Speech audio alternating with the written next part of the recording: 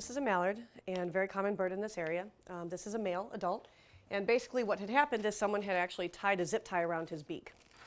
So for some reason, I don't know if this duck was bothering someone or they were just doing malicious things to animals. Basically what they had done is tied the zip tie around his beak so tight that it had actually broken both sides of the beak.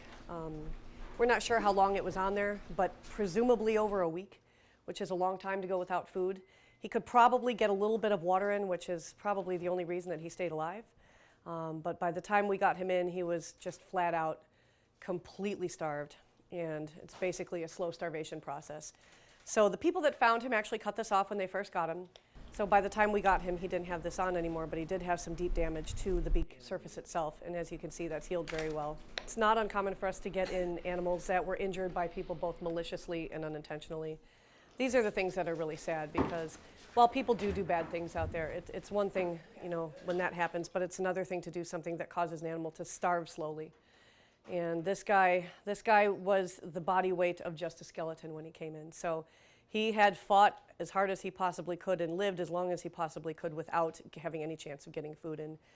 We do get these kinds of animals in, like I said, intentional and non-intentional. And it's really sad, because in a situation like Columbus and in urban areas, these animals have to come in close proximity to people. They don't have much of a choice. So if it's possible to catch them, generally speaking, only bad things can come out.